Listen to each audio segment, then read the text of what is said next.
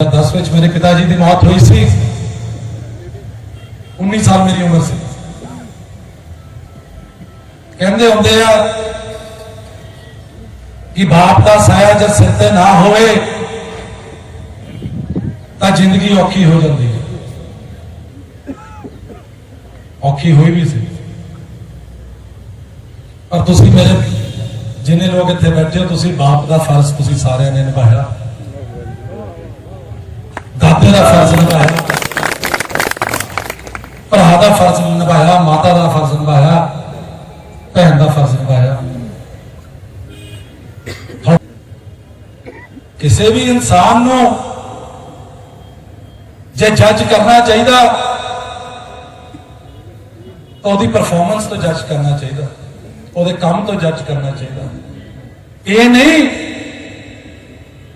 ਕਿ ਉਹਦੇ ਘਰ ਦੇ ਵਿੱਚ ਕੀ ਚੱਲ ਰਿਹਾ ਉਹਦੇ ਨਾਲ ਜੱਜ ਕਰਨਾ ਚਾਹੀਦਾ।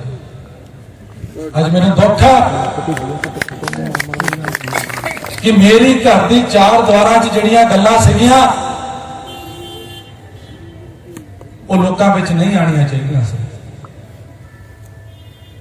ਤੁਸੀਂ ਇੰਨੇ ਲੋਕ ਬੈਠੇ ਹੋ, ਤੁਹਾਡੇ ਘਰ 'ਚ ਵੀ 100 ਗੱਲਾਂ ਹੋ ਸਕਦੀਆਂ। थोड़ी गल्लां थोड़े घर दियां लोकां च जाकर नहीं होनियां चाहिए। और मैनूं दुख है कि अज मेरा घर तो तुसीं सारे हिंदुस्तान के सामने रखता। और जब तुसीं लोग मेरे को आते सी थोड़े घर की समस्यावां भी मेरे को पहुंच जांदियां सी, उजागर हो जांदियां सीगियां। किसी का कोई घर का रौला, किसी का कोई मसला। मैनूं दुख है कि मैंने मजबूर होकर अपनी गल्लां दी सफाई तुहानूं देनी पै रही है। ये बनदा नहीं सी धक्का। ठीक है, मेरा ब्याह होया 2 साल पहला, यार की मैं कोई गलती करती?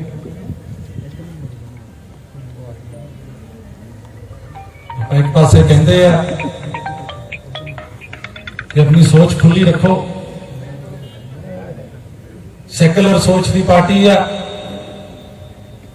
सारे का सत्कार करने की पार्टी और महिलाओं को ताकत देने वाली पार्टी है।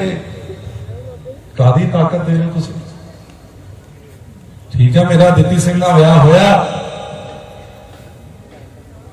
जो ने अपने मन च कोई गल होगी अपनी विचारधारा।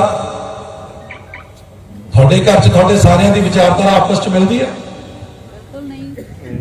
किसी की कुछ हो सकती, किसी ने कुछ हो सकती। पिछली बारी मैनूं याद आ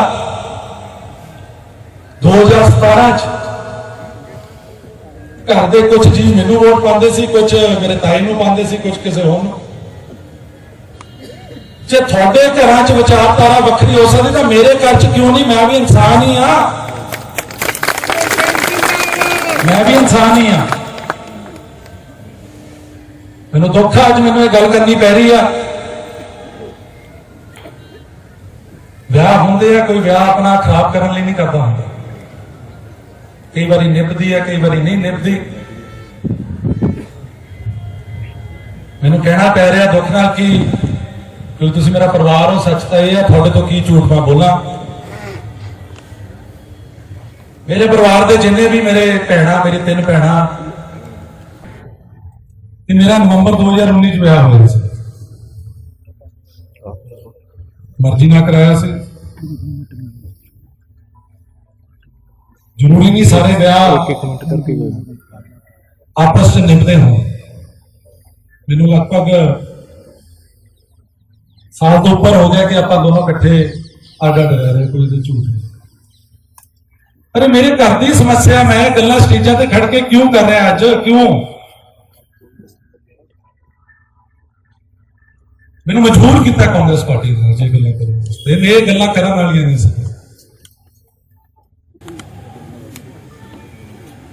टिकट रोकती, 2 हफ्ते मेरे खराब किए। मैं कभी भी इतना लंबा समय अपने इलाके च बाहर नहीं रहा। कभी अज कभी कल दसते हैं, करते हैं, कोई गल नहीं, हो जाऊगा।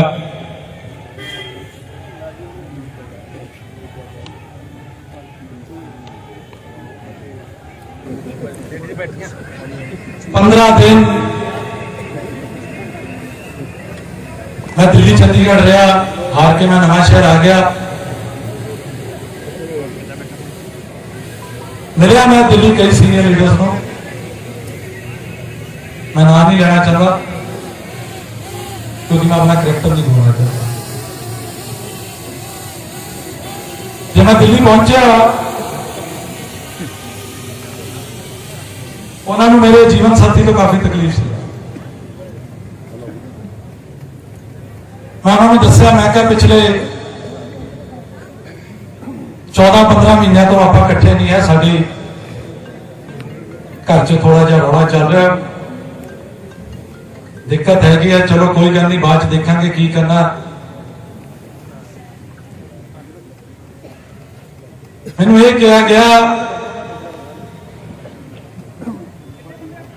कि स्टेटमेंट जारी करो,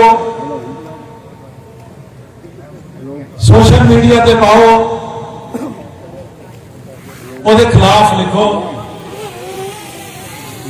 ਉਹਦੇ बारे ਉਹਦੇ ਉੱਪਰ ਕਿਚੜ ਸਿੱਟੋ, जो भी मतलब गल्लां ने कहणियां सीगियां तरीके नाल। मेरी मां बैठी इत्थे, मैनूं इक्को गल समझाई है बचपन तो इन्हां ने कि जेड़ा इंसान औरत की इज्जत नहीं कर सकता वो इंसान नहीं।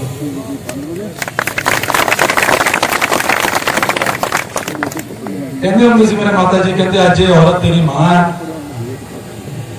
तेरिया भैणा, कल तेरी घर वाली होगी, निभदी नहीं निभदी वखरी गल है, पर औरत तो औरत ही है। कहते टिकट मिल जाऊगी, थोड़ा जिहा लोगों को दसता से। मैं उन्होंने कहा, मैं कि मेरी निभदी हो ना निभदी हो, मैं किसी औरत को बेइज्जत नहीं कर सकता, ये मेरा करैक्टर नहीं ना।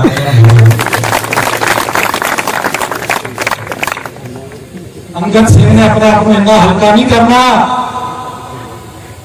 कि कांग्रेस की टिकट से बदले एक औरत की बेइज्जती करे। अंगद सिंह की सोच नहीं।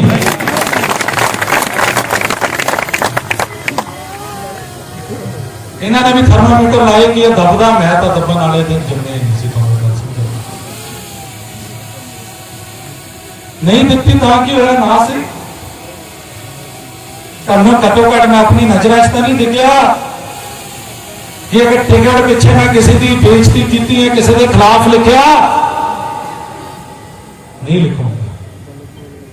भावे कल आप ना भी इकट्ठे होइए भी मैं किसी के खिलाफ किसी की बेइज्जती नहीं करूंगा, क्योंकि मैं एक महिला की इज्जत करता, एक औरत की इज्जत करता। मेरी मां ने मेरे सिखाया।